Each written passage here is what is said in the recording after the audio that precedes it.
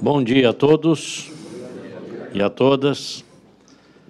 Para darmos início ao nosso encontro, eu quero convidar para compor a mesa o Dr. Marcos da Costa, presidente da Ordem dos Advogados do Brasil, no Estado de São Paulo, por gentileza. Quero convidar o presidente do CRES em exercício, o colega Jaime Tomás Ramos, o vice-presidente do CRES, Gilberto Ioghi, a diretora tesoureira do CRES de São Paulo, a dona Isaura, por favor, o secretário Arthur Boyajian. Convido também o presidente do Conselho Regional dos Corretores de Imóveis de Minas Gerais, Nilton Marques, por favor, Nilton. E podemos sentar, por gentileza, fiquem à vontade. E eu quero aqui, antes de mais nada, agradecer a Deus pela oportunidade que nos dá de estarmos aqui mais uma vez reunidos, num evento de grande importância que certamente nos trará informações interessantes para que possamos melhor opinar nas nossas atividades. E agradecendo a Deus, agradeço também a todos vocês o interesse em estar aqui participando. E destaco aqui a presença da nossa conselheira Rosângela Martinelli, conselheira aqui do CRES, o assessor jurídico adjunto do CRES São Paulo, Dr. Milton, Dr. Manuel Martins da Silva, delegado seccional norte do CRES, o Douglas José Gerardi, delegado seccional sul, o Nelson Galdini, que é delegado seccional leste, o Marcos Oscar Fontes, delegado seccional oeste. Temos aqui presentes também representantes dos conselhos regionais de registro e fiscalização profissional, o Conselho de Representantes Comerciais, Conselho de Administração do Estado de São Paulo, Conselho Regional de Biologia, Conselho Regional de Educação Física do Estado de São Paulo, o Conselho Regional de Medicina Veterinária, Conselho Regional de Química do Estado de São Paulo, Conselho Regional de Técnicos em Radiologia do Estado de São Paulo e o Conselho Regional de Odontologia, que estão aqui presentes e que passaram por nosso protocolo.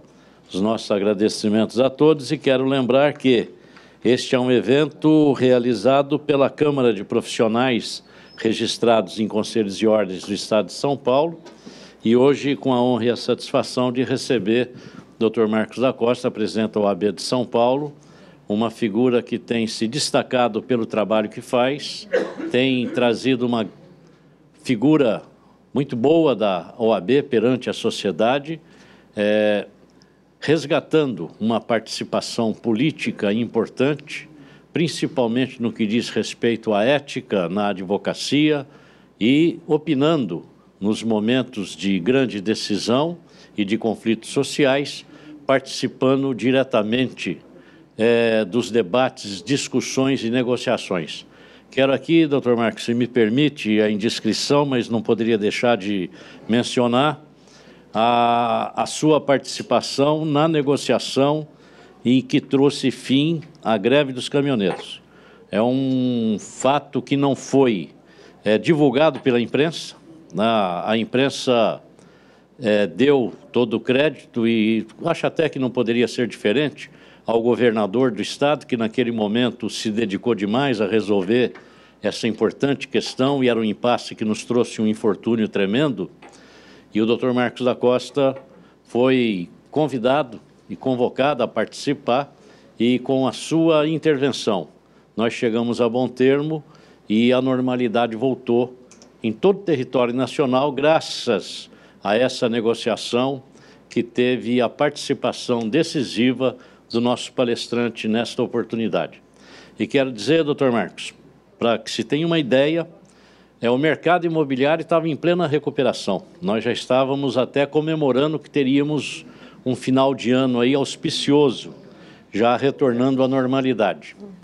E com a greve dos caminhoneiros, naquele momento, o mercado parou, estancou e até hoje não há a menor notícia de que ele vá se desenvolver. Está uma coisa horrível, né? Uma incerteza, e agora no momento das eleições, eu gostaria até que na sua fala deixasse aqui o convite para aqueles que quiserem participar dos eventos da OAB, que estará recebendo os candidatos ao governo de São Paulo, os candidatos ao Senado. A OAB está fazendo esse importante momento.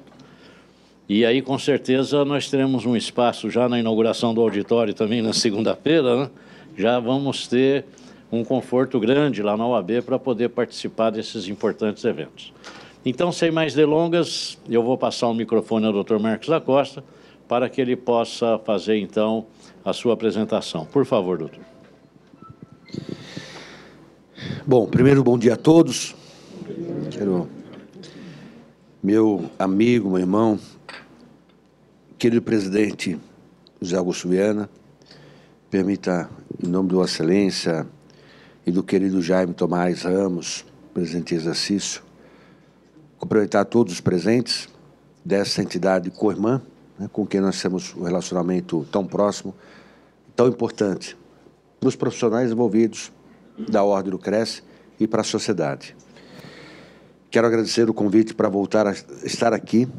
O presidente Viana está sempre na ordem, está sempre conosco. É sempre uma alegria revê-lo. E a oportunidade de estar aqui hoje, ao lado de amigos, ao lado de amigas, ao lado de representantes de entidades co-irmãs, falando sobre ética. Ainda mais no momento que o país passa.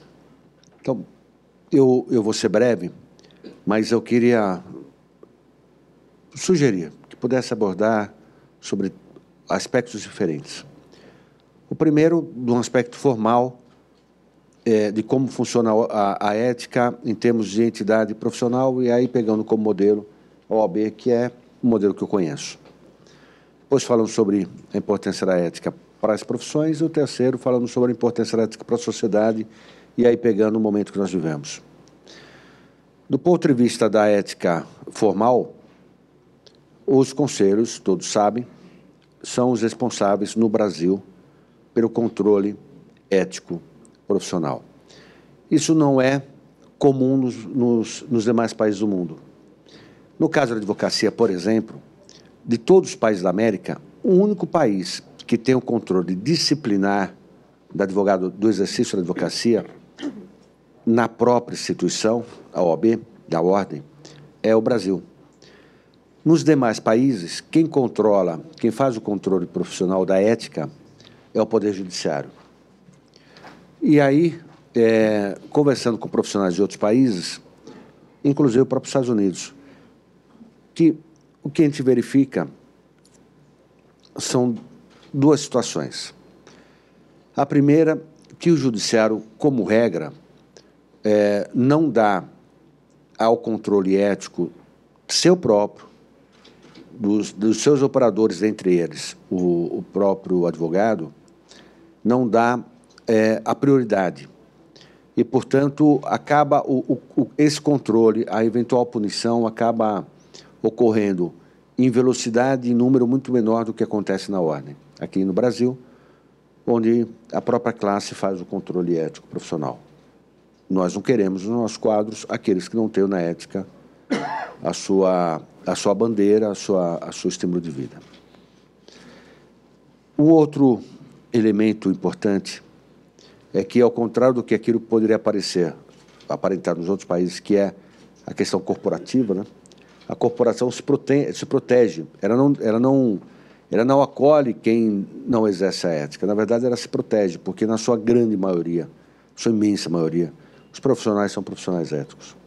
E aí, a imagem da classe, qualquer profissão, acaba sendo comprometida por aquele que não cuida, não tem na ética o elemento central do exercício profissional. E por isso as corporações, como regra, as corporações são mais exigentes no que diz respeito ao cumprimento dos preceitos éticos do que controles externos, como no caso da advocacia pelo Poder Judiciário. Isso é um elemento importante. E a outra referência que eu comentei para mim, a principal delas, é a independência profissional. Quando filme americano é muito comum, né? A gente vê o juiz chamar os advogados, fala assim, queria chamar os advogados aqui para frente, olha, não estou gostando dessa linha, mude a linha, e essa linha não é adequada, minha corte aqui não admite. Há um certo cerceamento no que diz respeito à capacidade do profissional em exercer o seu munus e promover a defesa com ampla liberdade. Porque se ele, eventualmente, aqui no Brasil acontece, muitas vezes, e isso acontece muito no júri, no embate é mais direto, o júri é paixão, né? Então, o tom, às vezes, sobe um pouquinho. E aí o juiz, a juíza, querem enquadrar o profissional diz, eu não aceito, e muitas vezes o advogado, inclusive, abandona o júri, ele prefere sofrer a pressão da profissão do que ele prejudicar a defesa do seu constituinte. Então, essa independência profissional que tem como marca o controle ético parte da própria classe, ou seja, aqueles que compreendem a importância do exercício da profissão, é uma marca no Brasil. E é um dos elementos que faz com que os profissionais do Brasil, e aí me permitam, eu falo da advocacia por óbvio, porque da advocacia eu conheço a história da advocacia, exerço a advocacia, que nos permite ter essa segunda função, que também não é comum. Quando eu recebo delegações de profissionais advogados do mundo inteiro, e recebo quase semanalmente, semana passada eu recebi da Ucrânia, aliás, tinham me dito que era da Croácia. Eu digo, olha, eu vou pedir uma camisa, da Copa do Mundo, não era da Ucrânia, erraram o país. Mas quando eu recebi a delegação da Ucrânia, mais uma vez, a surpresa, quando constatam a importância que tem os profissionais de advocacia dentro do contexto social. E eu insisto, não é só da advocacia, nós todos temos essa missão, essa função, mas, evidentemente, quando eu recebo delegações de advogados, de representantes da advocacia dos países, e falamos sobre advocacia, e aí eles surpreendem, porque, normalmente, as entidades de advocacia são exclusivamente entidades corporativas, não assumem esse papel institucional que nós temos. Na ordem, o controle ético, a ordem ela funciona como uma federação, nós temos as subseções, que tem eleição, em São Paulo são 240 subseções hoje, portanto, os diretores são eleitos, as seccionais são os estados e Distrito Federal, são 27, por óbvio, e o Conselho Federal. As seccionais têm autonomia, personalidade jurídica, portanto, autonomia plena, inclusive financeira. As subseções não têm autonomia política, elas não têm personalidade jurídica, mas têm as eleições, os seus dirigentes são eleitos. E no controle ético, nós temos o nosso Código de Ética, que foi, inclusive, recentemente modificado, é um código novo, que procura se adaptar à realidade atual, com redes sociais, chamo modernizar, eu não diria modernizar, eu diria se adequar a uma sociedade, a sociedade que vivemos hoje. E aí nós temos no Estatuto a previsão das sanções, que no caso da advocacia, censura, advertência, multa, suspensão e exclusão. O processo, fora a exclusão, os processos começam nas subseções que fazem, instrumentalizam o processo, colhem provas e tal, e mandam para o tribunal, aí o tribunal faz o julgamento. Nós temos, desde quando o Aprobato foi presidente em 98, nós descentralizamos o tribunal. Como nós temos muitos profissionais, hoje nós temos acho que são 27 turmas espalhadas por todo o interior do estado. Capital, muitas na capital, e as turmas espalhadas no interior. E aí o membro da turma, que é eleito pelo conselho, ele vota, julga em primeira instância. Caso o recurso vai para o conselho seccional, como nós temos volume grande de advogados e, portanto, número grande de processos, nós dividimos, fracionamos o conselho, e aí nós temos as câmaras recursais, que são conselheiros, mas se dividem para julgamento. São 9 câmaras. E contra a decisão das câmaras, quando a decisão da Câmara não é unânime, vai para o Conselho Federal. Salvo isso tudo quando é exclusão. No caso de exclusão profissional, a exclusão, o processo originariamente corre no próprio Conselho Seccional. Então, não passa pelo Tribunal de Ética nem pelas câmaras execuçais. É pelo próprio Conselho, e o Conselho, por 2/3 dos conselheiros, no caso de exclusão, precisa de voto a favor da exclusão por 2/3 dos nossos conselheiros. E o processo, sumariamente, é isso. Nós estamos agora na fase de implantação do processo eletrônico. Demorou muito, porque nós tivemos que padronizar os procedimentos. Nós não temos o Código de Processo de Ética. Como nós temos muitos tribunais há muito tempo, nós tivemos que definir um procedimento comum para agora começarmos a informatizar, e acho que até o final do ano estaremos com esse processo ético eletrônico. Do ponto de vista da profissão, é desnecessário falar, mas para cumprir a missão de abordar o tema, e vou fazer de uma forma muito breve, que é a importância da ética para a relação profissional. Isso é fundamental. E eu sempre digo que não há possibilidade de termos convivência, quer com as autoridades, quer com os colegas, quer com os nossos clientes, se não tiver o império da ética. Por uma razão basilar: se não há ética, não há confiança. Eu confio no meu colega da parte contrária. Muitas vezes ligo para ele, tem um caso, digo: doutor, o senhor está defendendo a parte contrária, vamos tentar um acordo, vamos pedir a suspensão do processo, vamos peticionar em conjunto, ou às vezes o senhor pede a suspensão, depois eu ratifico porque eu não estou em São Paulo. Tendo um relacionamento de confiança e partindo da premissa, como nós temos que partir, que todos buscam o mesmo objetivo, que é realizar a justiça, fica fácil, flui todos os acordos possíveis, né? O relacionamento flui com facilidade. Aliás, não é só na advocacia, não é só na profissão dos corretores, não é só na profissão dos médicos, dos economistas, dos contadores, é assim na vida, né? Quando a gente tem conhecimento de que aquele que está ao nosso lado tem ética, né? Nós temos uma relação mais amena, né? Mais harmoniosa. A gente confia nas pessoas. E, ao contrário disso, quando nós desconfiamos da qualidade ética daquele profissional, o juiz já vai despachar com ressalvas, com reservas, né? A gente, quando vai conversar, já não tem a mesma facilidade, a mesma tranquilidade de diálogo, e a mesma coisa o próprio cliente, né? O cliente pode até, eventualmente, ter um cliente que, pela sua própria natureza, queira até um profissional que não seja ético. Mas, mesmo esse cliente, na hora da defesa dele, na hora que ele vai precisar que o direito dele seja observado, né? Mesmo o criminoso, evidentemente, tem o direito à defesa, tem o direito a ter o julgamento justo e a pena aplicada ser a pena adequada ao crime que ele cometeu, né?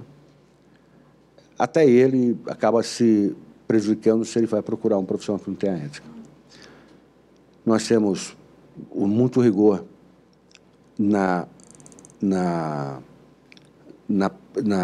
no respeito ao direito de defesa, né? Que é pleno, mas apurado que houve realmente uma infração ética, há um rigor muito grande no que diz respeito à sanção, à aplicação da sanção correspondente à infração cometida. E aí, chego na parte final, que é exatamente falando, como eu introduzi, que a ética é algo que impera nas relações como um todo, né? Quando a gente vai na padaria tomar um café, sabendo que o sujeito tem ética, né? O café vai sair direitinho, fresquinho, feito com material de qualidade, né? E assim é para tudo na vida, nas nossas casas, nos nossos escritórios. A ética, ela facilita, ela é o elo que dá sustentação à própria civilização, né? À própria comunidade. O conceito de comunidade nasce da ideia de que as pessoas respeitam alguns parâmetros, e esses parâmetros nós podemos chamar de ética. E aí surge o momento atual. Essa crise que nós estamos vivendo, nós sabemos, eu vou reiterar algo que todo mundo já sabe, que já foi dito milhões de vezes, mas mesmo a crise econômica, que nos faz visualizar o mercado com 14 milhões de empregados, mais 4 milhões que são desempregados, mas 4 pararam de procurar emprego, mais 4 milhões que vivem do auxílio moradia, que não estão computados, portanto, como desempregados. Nós estamos falando de 14 milhões que estão procurando emprego, não são no auxílio moradia, auxílio Bolsa Família. Então, essa crise econômica gigantesca, como a crise social dela decorrente, tem como pano de fundo a crise ética. Eu não tenho dúvida em relação a isso.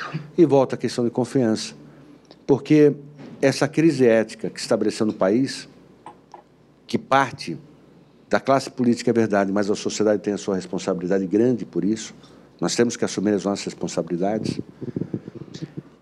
Essa crise faz com que o investidor não invista, o consumidor não consuma, né? Então, as pessoas não têm mais confiança, exatamente por conta da não certeza de que a ética está imperando no Brasil. Nós acabamos nos tornando um país desconfiados, um país que os brasileiros não confiam, não acreditam, as pessoas passam a procurar alternativas, o mercado aqui está travado, o mercado em Portugal está aquecido, e está aquecido por brasileiros, né? Nós sabemos disso. E o pano de fundo é o descortinar de uma situação que todos sabiam que existia. Todos nós sempre soubemos que existia corrupção no meio, nas relações público-privadas, mas nos assustamos provavelmente com a dimensão dessa corrupção, né?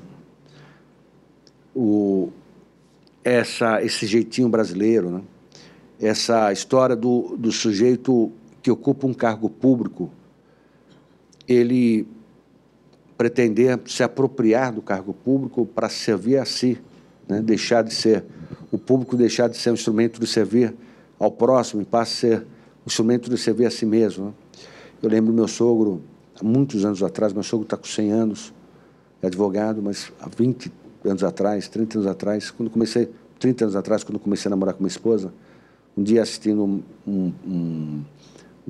a TV com ele, o jornal, aquele escândalo da gráfica do Senado, alguns aqui vão lembrar, que os senadores usavam a gráfica para imprimir caderninho para distribuir nas escolas, usando a gráfica para imprimir caderno escolar, para distribuir de graça nas escolas, com a foto dele, político, na capa do caderno. Isso é um dos exemplos do uso da gráfica do Senado. E aí o repórter foi contestar o senador, né? Mas o senhor mandou fazer o caderno? Mandei, sim. O senhor não tem vergonha? Vergonha do quê? Eu sou senador, a gráfica do Senado, portanto, eu tenho direito a fazer isso. E de fato, dizia meu sogro, o pior é que ele acredita que ele tem direito, né? Porque é parte da concepção da cultura do brasileiro. Achar que o fato de estar no cargo público, esse cargo passa aquilo que gira em torno do cargo passa a incorporar o patrimônio dele, né? Isso em todos os poderes. Não é só no poder legislativo, nós temos também essa situação no poder judiciário. Então, primeiro isso, o apropriar-se do espaço público para atender aos seus interesses. Na Câmara Municipal, eu estou exemplificando, eu detesto citar situações pessoais, porque isso é algo que nós sabemos contamina o ambiente político como regra. Poderia citar as exceções. Mas a Câmara Municipal, há 2 anos atrás, aqui em São Paulo, 2, 3 anos atrás, aprovou um projeto no ano eleitoral, criando 12 cargos comissionados para cada vereador, 660 cargos. O país numa crise econômica profunda, mais 12 cargos por vereador de 660 cargos.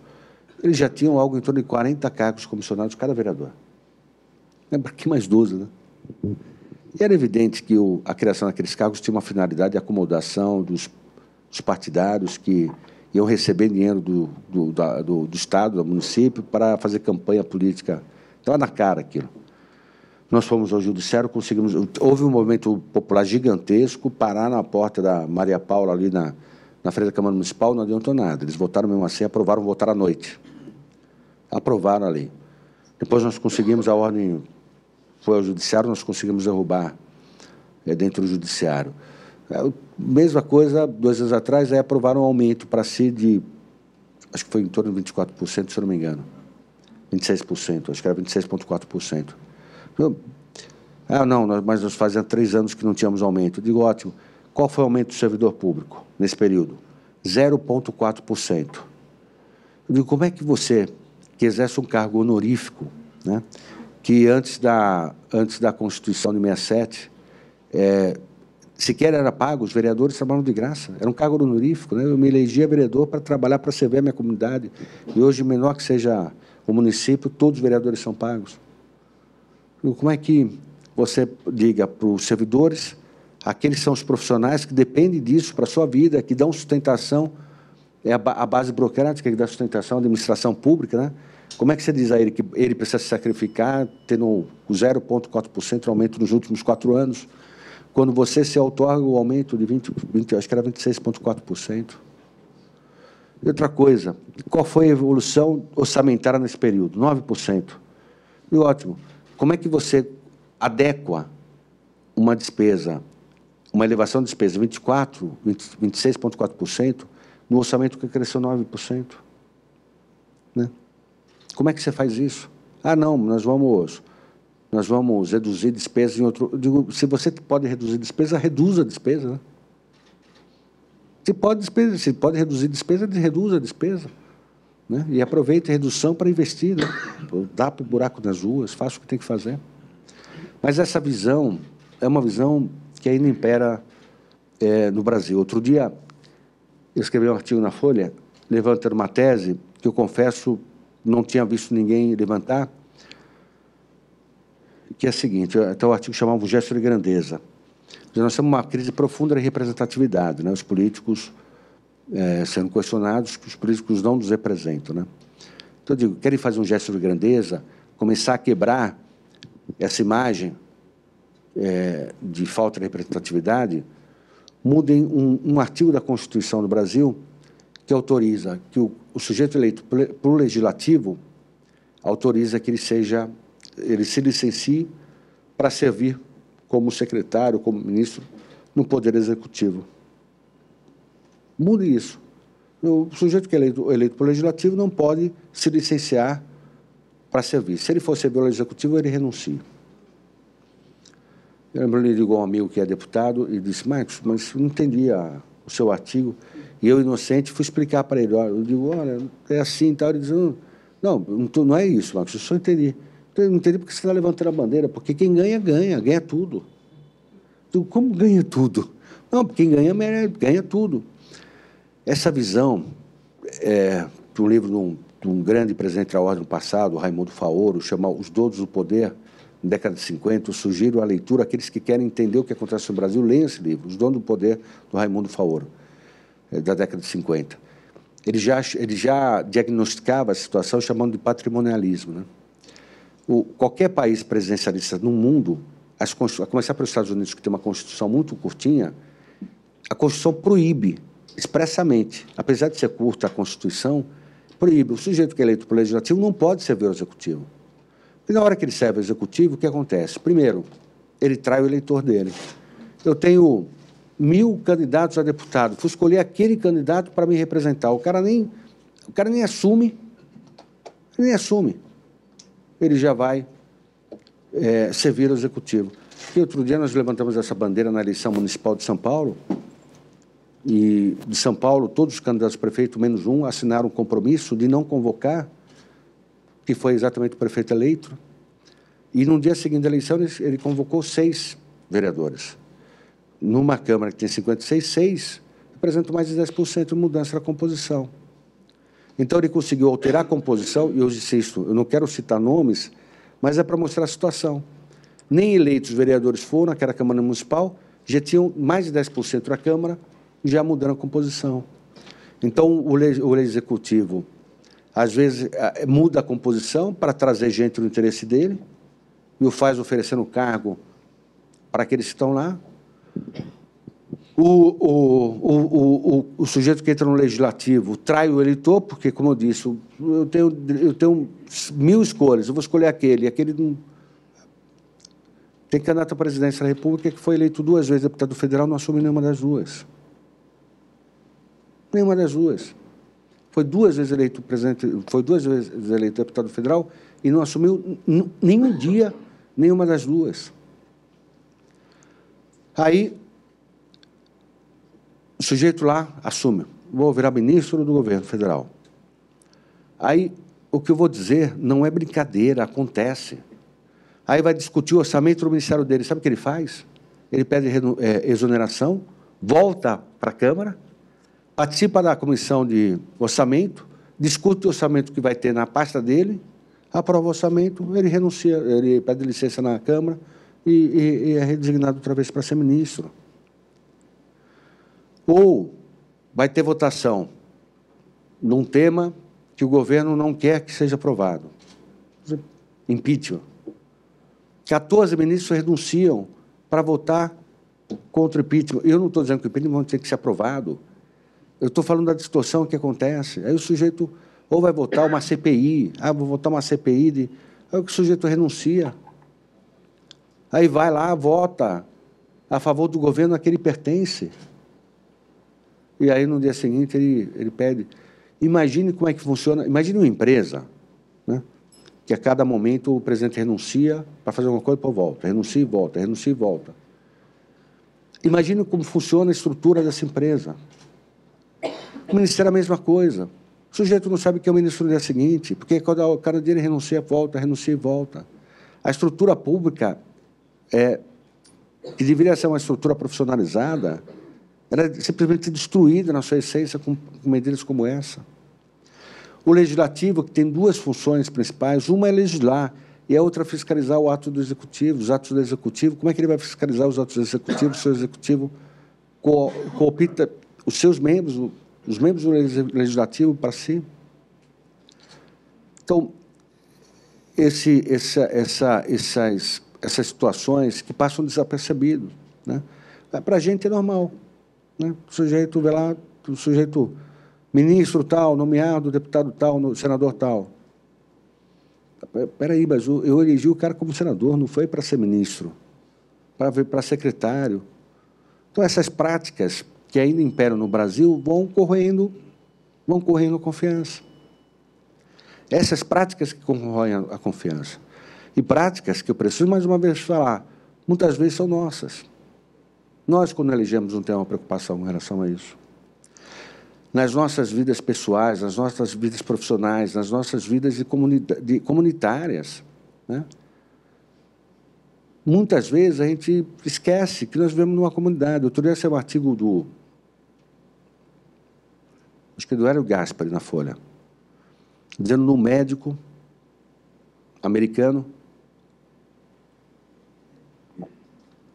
que às quartas-feiras não atendia os seus clientes na clínica, atendia apenas médico cirurgia plástica. Atendia exclusivamente policiais vítimas de violência no exercício da atividade policial, de graça. Por que ele fazia isso? Para valorizar a polícia, né? Dar tranquilidade ao policial. O policial saber que se eventualmente numa situação de confronto, se ele sofrer um tiro, ele vai ter como ter um atendimento. Aqui no Brasil, como é que funciona? Como é que nós combatemos a violência? Construindo um muro, comprando carro blindado. Aí a gente resolve o nosso problema, né? Aquele que pode, contrato de segurança. Resolveu o meu problema. Será que resolveu mesmo o seu problema? Porque se o vizinho nosso não tiver com a segurança, esse vizinho vai sofrer a violência. E se o vizinho sofrer a violência, nós não temos condição de ter uma vida razoavelmente segura, né? Então, esse conceito de comunidade que tem na sua essência a ética, sim. Ele faz com que, e aí eu finalizo, aconteça o que aconteceu na greve dos caminhoneiros, onde o governo federal tem uma greve que tomou contra o país, que começa a gerar desabastecimento geral, e aí o governo chama uma associação para negociar. O presidente da associação vai lá, nem conheço, não estou dizendo que o cara está certo, que o cara está errado, mas o presidente da associação vai lá, negocia, assina o convênio, tira a foto do presidente lá do presidente da associação e diz: acabou a greve. Aquele presidente da associação não representava rigorosamente ninguém. E aí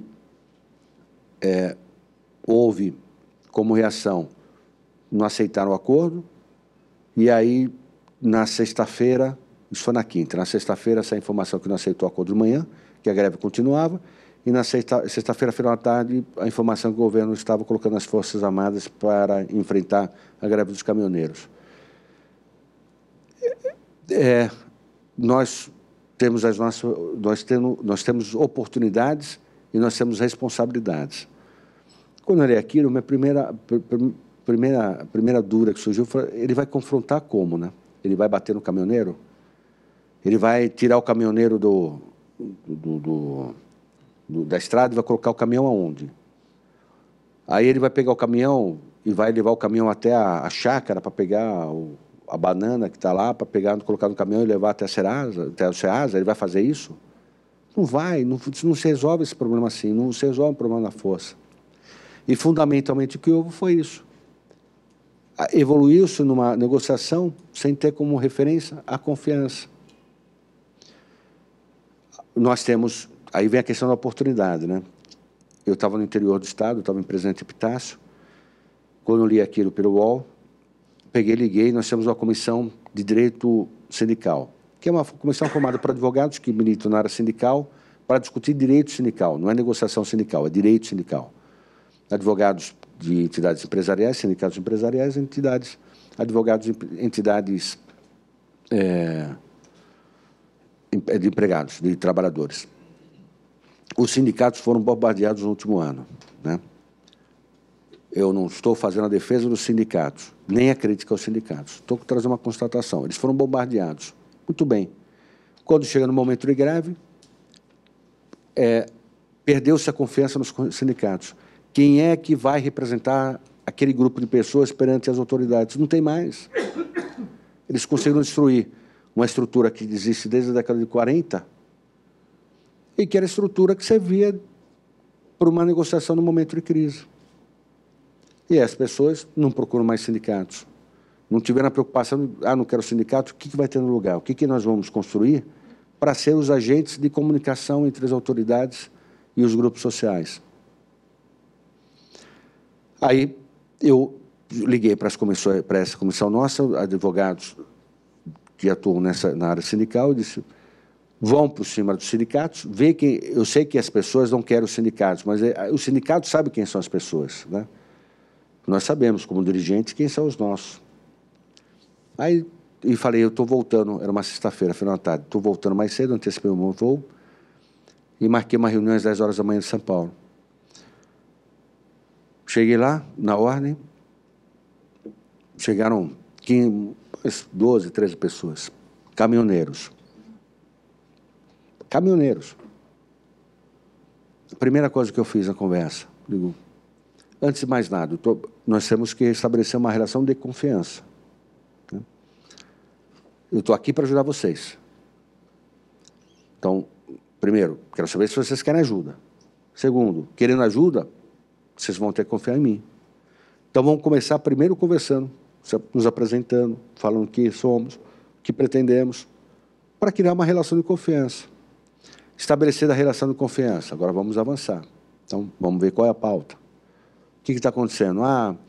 Nós paramos porque aquilo que a gente cobra de frete não está servindo mais para pagar as despesas. Eu estava não sei que estado, tive que vender o pneu, tive que vender o step para poder voltar para São Paulo, porque não tem dinheiro nem para colocar diesel no caminhão. É um absurdo. Por que acontece isso? Acontece por causa do diesel, é verdade, mas acontece porque há 10 anos atrás o município de São Paulo reduziu o período de trânsito de caminhões. Eu fazia 3 fretes, passei a fazer 2. Ninguém veio conversar comigo. Aí, não sei o que aconteceu, que aumentou o ônus da minha atividade. Aí, um dia foram criar para não aumentar o pedágio, porque se aumentasse o pedágio ia ter próximo da eleição, então, para não aumentar o pedágio, combinaram com as concessionárias, não vou aumentar o pedágio, mas eu vou te permitir cobrar pedágio onde não tinha antes, o tal do eixo suspenso, que eu nem sabia o que era, virei especialista, né? O eixo suspenso. Aí, fala, bom, então é o seguinte, nós temos dois problemas. O primeiro problema é o problema de custo, né? Isso. O segundo problema é o problema de confiança. É o problema de diálogo, é o problema de ter a oportunidade de ser chamado quando vai se tomar alguma medida que afete a vida de vocês. Então, vamos discutir isso. Aqui em São Paulo, que São Paulo tem agência de transporte, então vamos pedir para o governador uma cadeira, uma possibilidade de vocês falarem quando tiver discussão e tal. No Congresso, na Câmara tem um projeto que trata do marco civil do transporte rodoviário. Então, vamos conversar no Congresso, na Câmara, para ter uma audiência pública. E no Senado? No Senado tem um projeto que define frete mínimo. Então, vamos conversar lá para discutir o projeto, tá bom? Fizemos uma pauta. Aí liguei para um amigo que é muito próximo do presidente e disse a ele, falei, olha, estou com pessoas aqui que eu não sei se são eles, mas aparentemente, aliás, na conversa, eles falaram assim, mas eles estão na ordem, que é a OAB assim, assado, eu sou presidente da ordem, então. Eu sou de tal região, eu sou de tanque, minha atividade é tanque, é distribuição de combustível. E nós estamos em tal região, parados, tal. Eu vou fazer o seguinte, para lhe mostrar, posso fazer um vídeo agora? Pode? Aí ele pegou o celular, chamou o fulano aquele monte de gente do lado. Ô, fulano, é o ciclano, estou aqui, tá, esse aqui é o Marcos, eu presidente da ordem, tá vendo? Ó, B, está escrito aqui, tá vendo? Pô, aí os caras, um monte de caminhoneiros. Ô, que legal, ó, manda tchau, tchauzinho, tal. Aquilo foi criando uma relação de confiança, porque deu para perceber que tinha um grupo de pessoas do outro lado do telefone. O outro falou assim, posso tirar uma foto? Posso, vem cá, tirar uma foto, ó, estou colocando no Facebook. O cara tinha acabado de colocar, tinha 70 mil curtidas. E assim foi mostrando que eles tinham capacidade de negociação, de representação. Aí colocaram, eu conversei com o ministro Padilha, disse a ele quais os pleitos. Tá bom, isso dá para avançar, isso não dá, tá bom. E liguei para o governo do Estado. O governador se colocou à disposição, fomos ao Palácio, a pauta já tinha sido definida, o governador foi muito habilidoso, e, no meio da conversa, ele disse, olha, eu vou dizer a vocês, eu não quero transferir a vocês a responsabilidade para acabar com a greve. Ninguém pode acabar com essa greve. O que eu quero é que vocês representam um grupo de pessoas e que esse grupo de pessoas concorde com a negociação. Então, voltem para lá, ou converse com esse pessoal, vê se é isso mesmo, se eles estão de acordo, para a gente poder avançar. Se nós avançarmos com esse grupo de pessoas, nós começamos a tirar atenção, vai diminuindo a atenção. Aí o outro grupo de pessoas, e assim vai indo até acabar com a greve. Concorda? Concorda. Então, eu vou fazer um gesto em direção a vocês. Eu estou dizendo para vocês que esses compromissos, eu, como governo do Estado, estou assumindo. São esses compromissos, então estou assumindo. Agora eu preciso de que vocês também façam um gesto em direção a mim e comprove que realmente vocês podem ter essa representação tal. Como fazer isso? O secretário de Segurança Pública disse, olha, nós temos uma rodovia que está com muito problema, que é Regis, próximo ao Rodoanel. Eu falei assim, a Regis é meu grupo. Se liberasse a Regis, se liberar, resolve. Pelo WhatsApp, o sujeito na mesa de negociação, tal. Na mesa, na sala, tinha uma TV, passou 10 minutos, na TV estava passando, enfim, a greve, passou 10 minutos, você começa a ver os caminhões, aí o sujeito estava sem som, mas aparece a chamada, né? Caminhões começam a se retirar da Regis no Rodoanel. E aí foi estabelecendo uma relação de confiança que teve os seus problemas, né? Quando chegou, aí o governador liga para o presidente da República e diz, presidente, estou com as pessoas aqui, foi a OAB que trouxe, foi o Marcos que trouxe, as pessoas estão aqui, demonstraram que tem capacidade de mudança, porque tiraram lá o... Aí o presidente mandou o ministro Marum, que é um lorde, né?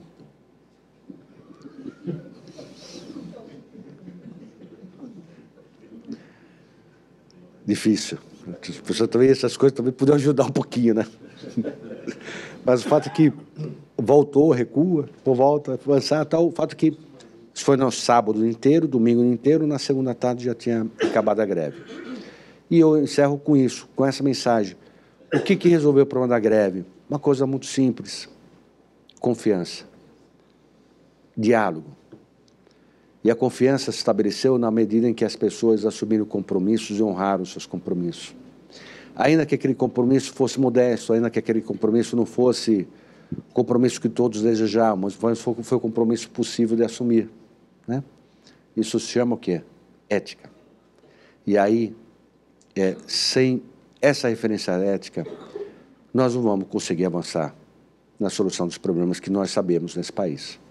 E eu estou numa casa, agradecendo ao meu querido presidente Viana, meu amigo, meu irmão Viana, pela oportunidade de estar aqui conversando com pessoas que são éticas, dialogando com pessoas que compreendem a importância da ética e fazendo com que, com essa reflexão, a gente possa, mais uma vez, levar essa mensagem para outras pessoas. E, com isso, a gente vai começando, cada um no seu ambiente, mas a capacidade de transformação que cada um tem é gigantesca. Basta querer fazer. E se nós quisermos, nós vamos mudar o nosso país. Muito obrigado. Doutor Marcos, normalmente no nosso país nós combater o efeito das situações em modo global. Eu faço uma pergunta. Nós já estamos com a nossa mente definida, com a nossa consciência definida. O que o senhor acha que, para o Brasil futuro, está se preparando esse jovem, essas crianças, para que esse país, de fato, melhore? Porque com o que estão, não vai melhorar. Está certo? E essa questão de ética. É que também não está na hora de rever a grade curricular, desde lá de baixo, nesta questão?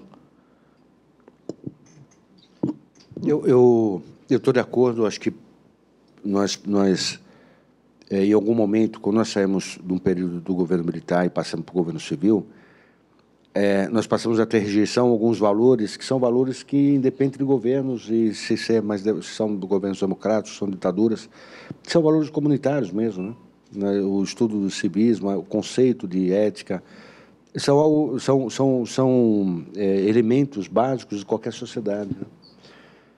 Agora, também preciso dar um testemunho. Eu procuro estar muito em escolas e converso muito com crianças. Eu gosto muito de conversar com crianças. E há uma preocupação, molecada de 14, 15 anos, você percebe, uma preocupação muito grande também dessa criançada em querer mudar. Essa criançada não está tendo a indicação do caminho para isso, até por conta da grade curricular. Se nós soubermos aproveitar essa molecada nossa, essa criançada, nós vamos ter uma geração de ouro aí pela frente, porque elas estão sofrendo em casa os efeitos dessa crise toda, a começar por seus pais, né? Mas nós precisamos ajudar essa criançada a sair disso. E a forma, sem dúvida nenhuma, é a educação. Não tenho dúvida disso. Bom dia, doutor Marcos. Meu nome é Newton, sou advogado da dívida ativa aqui do CRES. Eu gostaria de saber, do ponto de vista do aspecto da função exemplar de uma aplicação de uma sanção disciplinar, a resposta que a sociedade recebe de uma atividade de fiscalização profissional. Então, se uma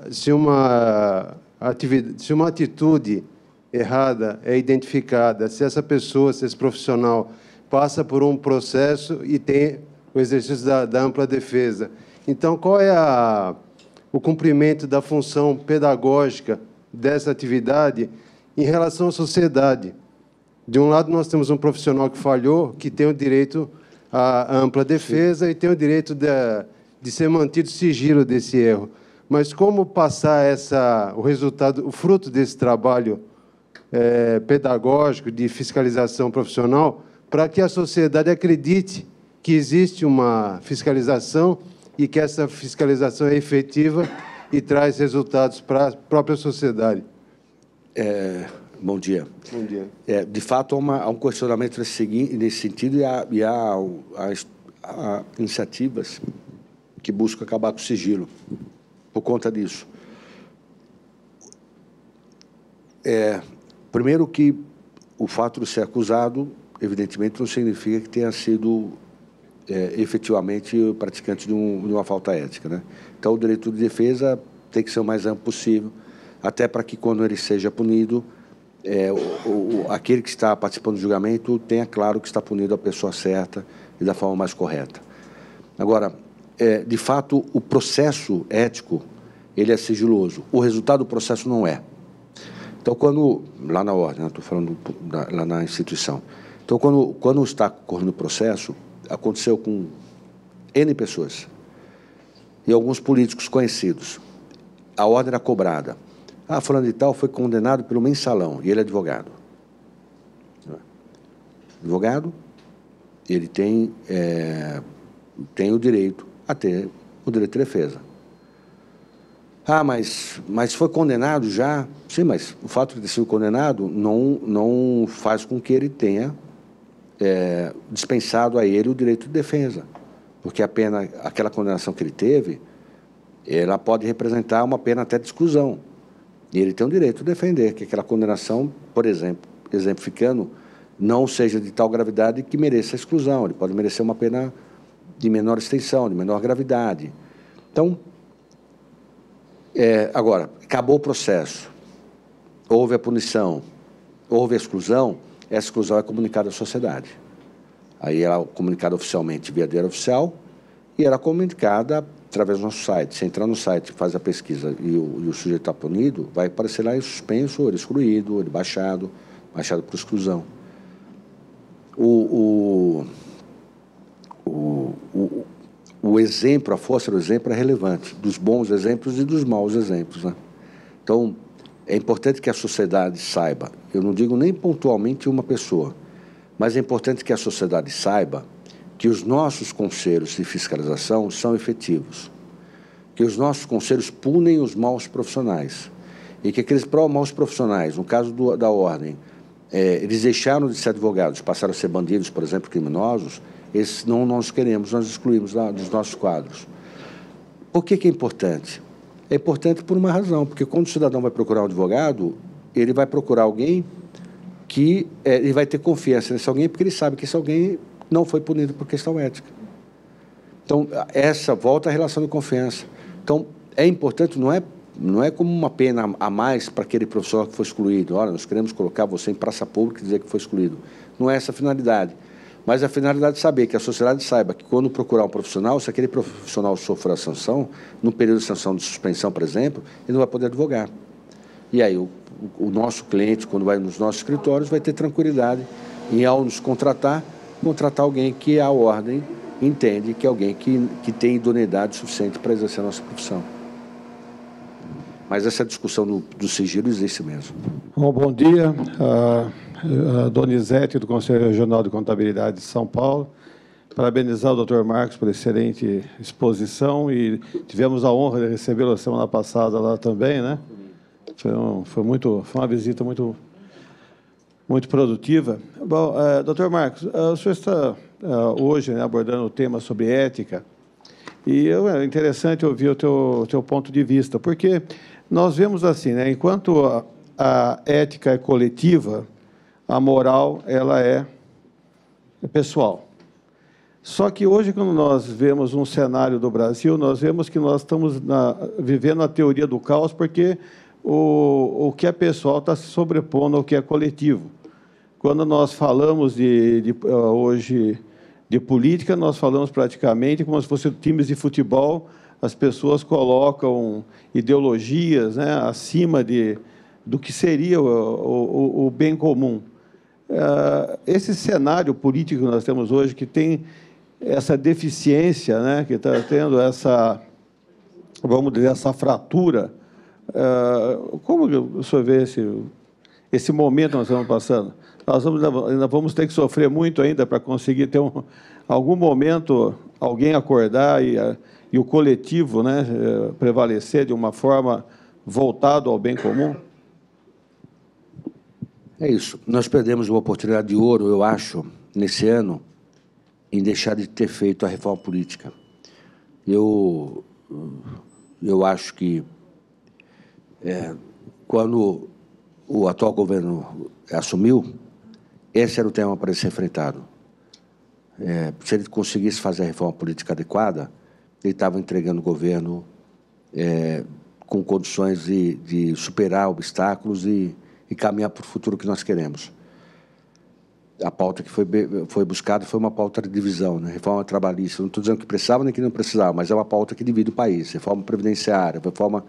E, na verdade, o que nós queremos é a reforma política, porque aí nós começamos a plantar a semente para o futuro. Há 40 anos atrás, disse isso ontem, no evento, em 77, houve uma reunião na Ordem, 40 anos atrás, 41 anos atrás, 77, pleno período de ditadura militar. E houve uma reunião na Ordem de São Paulo, com a presença de presidentes de ordem no Brasil inteiro, e emitiu-se uma carta de São Paulo. E essa carta tomou conta dos jornais, porque conseguiu superar a censura, e essa carta pregava pela pacificação do país, como caminho para a redemocratização. O cenário não é diferente hoje. Nós temos a democracia, mas temos um país altamente dividido, né? Como o colega disse, parece jogo de futebol, né? Então, é preciso pacificar o país. E nós não podemos perder nenhum momento para que isso ocorra. Nós vamos ter um momento eleitoral agora, dia 7 de outubro. Antes do dia 7, dia 5, nós vamos ter 30 anos da Constituição. Nós vamos fazer um evento eu falei para o presidente Viana, nós vamos fazer um evento na Catedral. E vamos convidar todos os conselhos a estar presentes, a sociedade civil. Uma defesa da Constituição, que foi a Constituição que garantiu o maior período democrático da história desse país. É incrível imaginar que nenhum brasileiro nasceu, viveu um período razoável de vida e morreu numa democracia. Nunca um brasileiro viveu a vida plena numa democracia. É incrível pensar isso. Nenhuma geração. Nenhuma geração. E por isso nós temos que fazer essa defesa da democracia, essa defesa da Constituição. E esse é o momento para isso. Nós estaremos a 2 dias da eleição, porque qualquer que seja o resultado da eleição, esses valores nós não podemos perder. E é um valor que é sagrado e que deve ser defendido por cada um de nós. Os jovens nasceram já sobre a égide da Constituição de 88. Não compreendem o que é a importância das liberdades, né? Então, nós muitas vezes vemos movimento, vemos discursos, inclusive de jovens, lembrando o passado, dizendo, não, mas no passado a economia era melhor, não tinha liberdade, que é o bem maior do ser humano, a liberdade, né? Então, é mais um momento que nós vamos ter de reflexão e de defesa desses valores. E não haverá possibilidade de nós seguirmos em frente sem pacificar o país. E nós vamos começar a pacificar o país também nas nossas comunidades, fazendo esse trabalho de formiguinha, não entrando no discurso de ódio, não entrando nessa onda de Facebook, do WhatsApp, que divulgar mentiras, divulgar discurso. O discurso de ódio é um discurso fácil, porque é o discurso do medo, né? O discurso do ódio ele causa medo, e o medo causa reação, né? Então, olha, se acontecer isso, vai acontecer aquilo, tome cuidado, não sei o quê. O discurso do medo é o discurso mais fácil de impregnar uma sociedade. E a forma de reagir é com o discurso da verdade, mostrando que nada é tão feio e também nada é tão bonito. O ser humano, ele é bonito na sua essência, com as suas qualidades e também com os seus defeitos. Nós temos que aprender a respeitar os dois lados. Doutor Marcos, bom dia, tudo bem? Meu nome é Mauri Curvo, eu sou advogado, não exerço mais a profissão, porque eu sou gerente de uma grande incorporadora, e tudo que o senhor falou sobre ética, infelizmente o caos já está instalado, tráfico, saúde, segurança, e nós não teríamos que começar de baixo, porque antigamente, na minha idade pelo menos, em todas as escolas, nós tínhamos no caderno o hino nacional e o hino da bandeira. E antes de entrar para as aulas, nós cantávamos o hino nacional, o hino da bandeira e orávamos o Pai Nosso. para começar de baixo, porque não vamos conseguir, em 1, 2, 3 eleições, mudar o que já está instalado. Vai ser muito difícil. Então, se nós conseguíssemos de trás, de baixo para cima, eu acho que seria mais fácil nós instalarmos a ética total. Uma vez eu vi o Brizola falando isso, né? O Brizola dizendo que não sei se foi na geração passada, porque a atual já tinha passado o tempo dela, né? É um pouco na linha do que foi dito em termos de educação, a gente resgatar certos valores. Eu acho que houve, e é natural, como nós vivemos em momentos de rupturas no país, o país é marcado por rupturas. Na história republicana, aliás, desde o Império, né? O Brasil sofreu muitas rupturas. Então, eu acho que a gente primeiro precisa preservar as conquistas. As conquistas nós não podemos abrir mão delas, e a conquista principal é a democracia.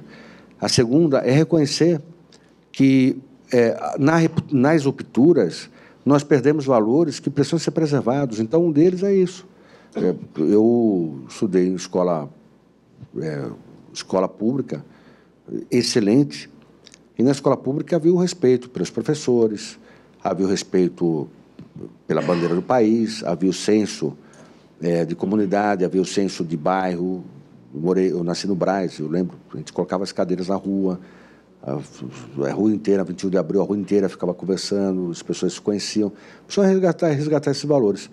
Outro dia correu na internet um vídeo do presidente da França, dando um pito numa criança, que foi chamá-lo para o apelido, e ele disse: você está falando com o presidente da França, tem que respeitar a autoridade e tal. Precisa resgatar esses valores. Agora, é o limite, né? Uma coisa é autoridade, outra coisa é autoritarismo.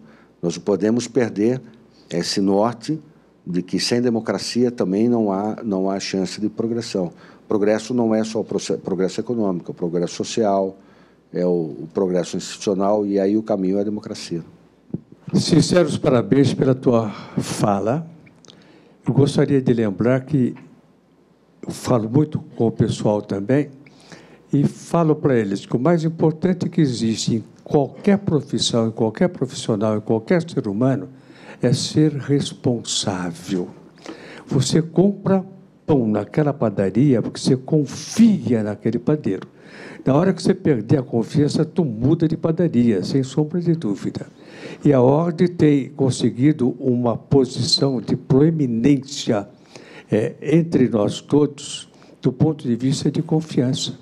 Haja visto o movimento Sou Responsável, liderado por vocês, e do qual eu, lá no CRA, Conselho Regional de Administração, faço parte do movimento também. Parabéns mais uma vez. Só para explicar, um movimento que conta com mais de 100 entidades, dentre elas, inclusive, a Associação Brasileira de Mantenedoras de Ensino Superior, são 6 milhões de alunos, e todos nós, nesse momento, nos comprometemos a criar exemplos de responsabilidade, mostrando que eu sou responsável nos dois sentidos. Sou responsável pelo que é de bom, né? Então, eu sou responsável quando vou na padaria e tenho troco errado, né? Eu não saio com o troco errado. Eu ganhei R$2 aqui, vou colocar no meu bolso. Eu devolvo porque eu sei que aquela mulher do caixa vai pagar do salário dela, que já é pequeno, aqueles R$2, né? E sou responsável no sentido também de assumir que o que está acontecendo é culpa nossa. Não dá para simplesmente transferir para os outros, né? Quem escolheu, quem está aí, fomos nós. E se nós não assumimos essa responsabilidade, a gente não consegue avançar também. Professor Tadeu, do Conselho Regional de Educação Física, presidente da Comissão de Ética e presidente da Comissão de Fiscalização e Orientação. Gostei muito da fala, principalmente no aspecto educacional, porque eu venho como professor universitário há mais de 20 anos, ministrando instrução e formando profissionais, tanto na área do direito como na área da educação física, porque tem as duas formações. O senhor pautou numa coisa que é extremamente importante, e eu vi essa evolução dentro de uma universidade. O senhor falou que o aspecto mais importante naquele período dito militar era a falta da liberdade. E eu faço uma pergunta muito objetiva, porque eu vivencio e vivenciei isso há tantos anos no ensino universitário. Será que não estão confundindo liberdade com libertinagem? Eu também estou de acordo. Eu estive numa faculdade ontem e falamos sobre isso. Olha, eu vejo com tristeza as pessoas indo numa faculdade de Direito com bermuda, chinelo e boné. Há liturgias que não podem ser perdidas, né? E o conceito de autoridade também é importante dentro de uma comunidade. O conceito de autoridade é aquele conceito de alguém que está responsável por fazer com que as regras sejam observadas. Se não tem autoridade, não tem regra, não tem observação da regra. Sem regra, não há civilização, né? Então, falamos ontem sobre isso, é fundamental isso, o que não tem nada a ver com liberdade de pensamento, liberdade de agir dentro do respeito ao direito ao próximo, né? Bom dia, muito obrigado pela sua presença. Meu nome é Manuel, eu represento aqui o Conselho Regional dos Corretores de Imóveis, delegado seccional Norte, e como colega e como muitos aqui, nós vivemos esses últimos 45 anos, 50 anos, né? Também tenho uma opinião diversa a respeito disso, mas antes eu quero falar sobre a Constituição. E, como o senhor bem colocou, foi maravilhosa. Vivi esse momento, eu estava na faculdade, 88, todo mundo festejando, né? E a minha opinião presente num determinado lugar, eu fui contra, porque eu já havia lido. E aquilo me pareceu que havia muita liberdade, muita ousadia, muito privilégio. Então, a minha pergunta é, o senhor é a favor de mantê-la desta forma ou de que seja revista de alguma forma para acabar, pelo menos, com o privilégio e dar o direito a quem tem necessidade desse direito? Vamos lá. Primeiro que liberdade não tem nada a ver com privilégio, são coisas diferentes, né? Eu sou um defensor ferrenho das liberdades. Isso eu garanto para você que eu sou. Inclusive com pessoas que me criticam, né? Eu acabei de falar do movimento político na ordem, eu acho que as liberdades são... A liberdade é o valor supremo na vida das pessoas, né? Eu lembro de... Eu vivi como criança... eu nasci em 64, né? Eu vivi como criança o tempo da ditadura.